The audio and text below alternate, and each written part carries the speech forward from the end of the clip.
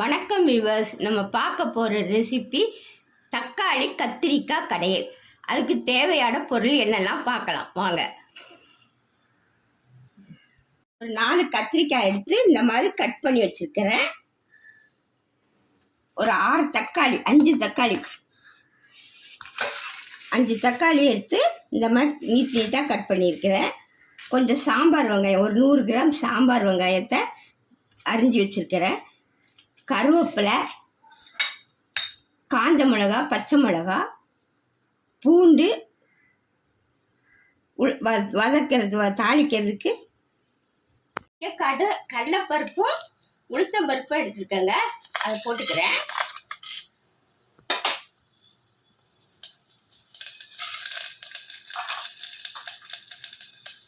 கொஞ்சம் கடுகு போட்டுக்கிறேன்.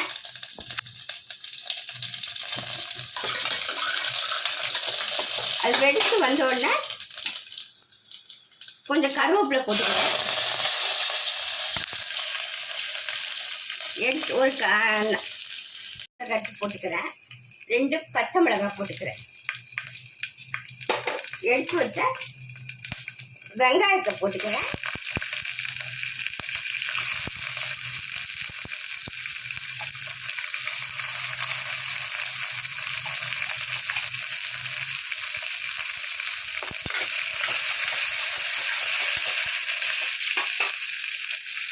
எடுத்து பூண்டையும் போட்டுக்கிறேன். கொஞ்சம் வதங்கட்டும்.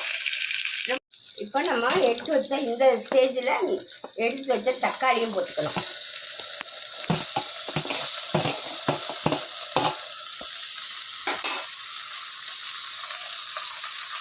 தக்காளி போட்டு கொஞ்சம் வதக்கணும்.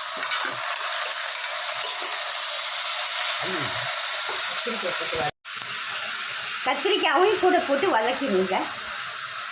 கத்திரிக்காய் போட்டு தான் வதக்கணும். நான் மறந்து போய் தக்காளியை போட்டேன்.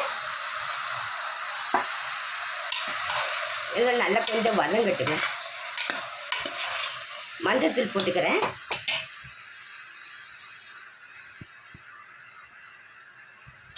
கொஞ்சம் உப்பும் போட்டுக்கிறேங்க. இதுக்கு தேவையான உப்பு போட்டுக்கிறேன். நல்லா கொஞ்சம் வதங்கட்டும்.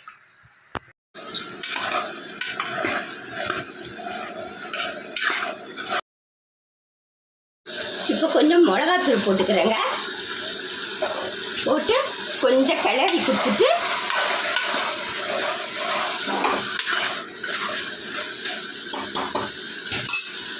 கொஞ்சமாக ஒரு 1/2 கிளாஸ் தண்ணி ஊற்றிக்கிறேங்க. குக்கரில் வேக வைக்கணும். மூடியை போட்டு வேக வைக்க வேண்டியதுதான்.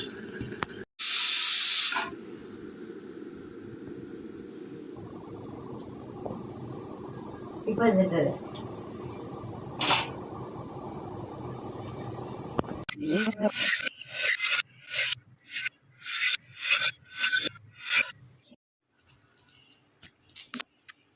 பாருங்க, தக்காளி கத்திரிக்காய் கடையல் ரெடி ஆயிடுச்சுங்க. இந்த ஒரு ரெசிபி பிடிச்சிருந்தா சப்ஸ்கிரைப் பண்ணுங்கள், ஷேர் பண்ணுங்கள், கமெண்ட் பண்ணுங்கள், லைக் பண்ணுங்கள். அடுத்த ரெசிபியோடு சந்திக்கின்றேன். நன்றி, வணக்கம்.